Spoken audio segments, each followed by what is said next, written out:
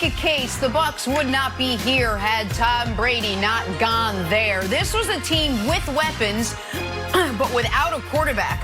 While Tom Brady was a quarterback without weapons. Put them both together, look who's going to the Super Bowl. Bruce Arians was asked after the NFC Championship about how Brady has changed the entire culture in Tampa. Take a listen. You wanted number 12 to come down and become a part of this mission and this group, Bruce. How do you describe what he has meant to make this moment a reality? This trophy, the belief he gave everybody on this organization that this could be done. It only took one man. All right, Brandon, how much credit does number 12 deserve for getting the Bucs to the Super Bowl?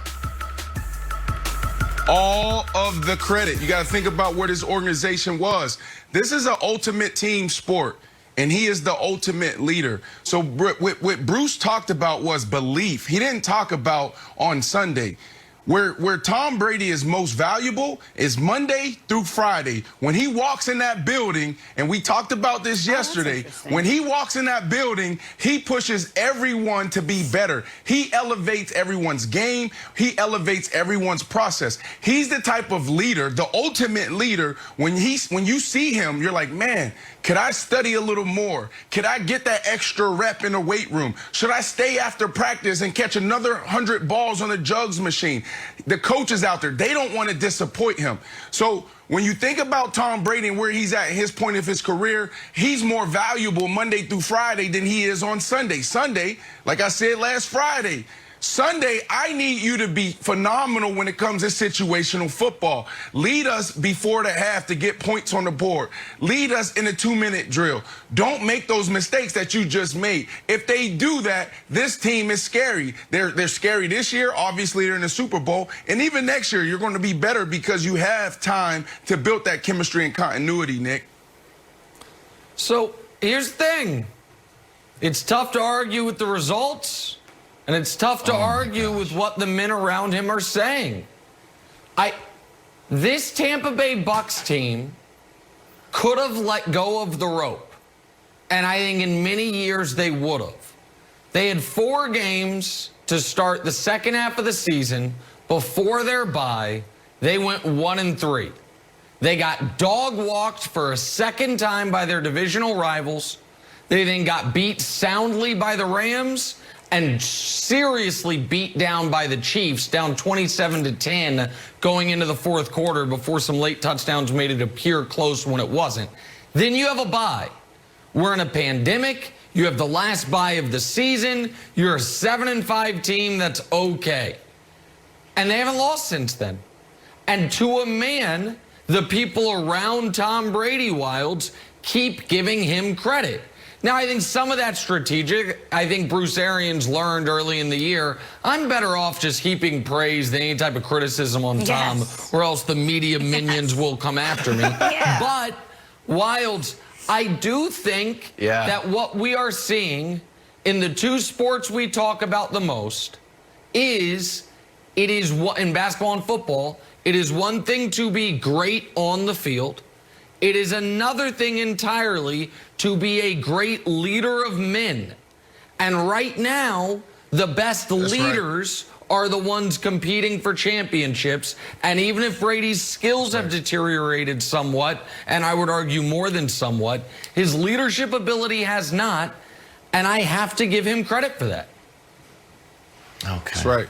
I mean, I'll be honest with you. That is good for Nick Wright as the person in society of saying, you know, being more, I would say, kind, Nicholas, and more understanding. I don't know if it's good for the show because I prefer Nick Wright. Tom Brady doesn't have it anymore. But right now, we're in the intangible leadership of Tom Brady has run wild, and if you're not going to put it in check, somebody has to, and I guess it's my job. You're apologizing. Brandon, literally on this show yesterday, if we can run back the tape, said that Tom Brady makes the, I want to quote it correctly, landscaping crew better. And now LeBron, after a big game yesterday, said he was inspired by Tom Brady. So, There's a lot of intangibles. He's like the Sedona, Arizona of football players. It's just like, oh, it's just the energy. It just makes me feel better. There is one tangible thing I want to talk about, which is the defense. Todd Bowles' defense was great last year. In fact, they probably had a Super Bowl-worthy defense. Here's the problem. The points per game, 28 points per game. Now it's 22 points a game. Why is that? Well, last year, they had 41 giveaways. This year, it's down to 17 with only 12 interceptions by Tom Brady. So the fact that Tom Brady didn't throw the ball to the other team is another big factor besides all the intangible leaderships, which I think are slightly overrated right now. And I know people are going to be like, hey, Wilds, what about the landscaping?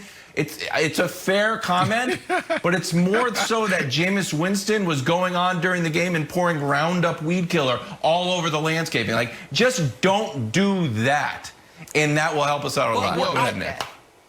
I agree with that, and I want to throw it to you, Brandon, because you can speak to this from the experience part.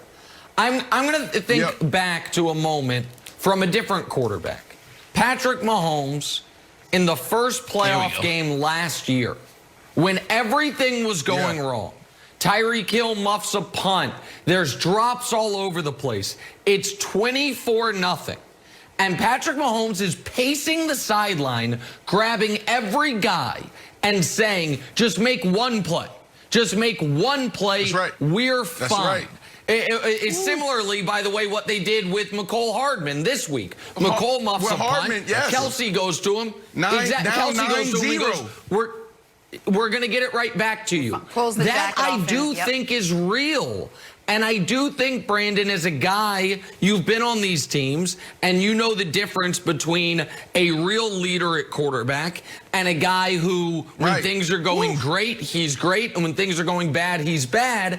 I do think that instills a confidence in his teammates that truly affects their ability to win games. I just got goosebumps just thinking about it. That's something that, you know, a lot of us study when we're in that locker room. It wasn't just Travis Kelce. You went back to Patrick Mahomes last year, and then you went back to this Sunday. Patrick Mahomes was the first one to harden. Patrick Mahomes was the one that went to him and said, pick your head up. He said, be you. We're going to be okay. And they're down 9-0. And there was guys like me at home like, yes, the Chiefs are going down. I'm having an excellent day. Monday going against Nick Wright. My predictions came true. But it was the leadership that got them over the hump. And really quickly, Jenna, I go to Ryan Fitzpatrick in 2015. We're talking about Ryan Fitzpatrick here. He made us better. He came into the huddle after Geno Smith went down, and he just said one thing. He said, guys, relax. We're going to be okay. And he made us all better. And what did we do? We elevated our game. This is a team that was in rebuild mode, and we went 10-6. So when you talk about leadership, wow, it's the most important thing because talent only takes you so far, Jenna. And you got your two best leaders at that position going head-to-head in Mahomes and Brady in Super Bowl 55. Take a turn. Talk some Lamar Jackson now. His Ravens dealing with some uncomfortable questions.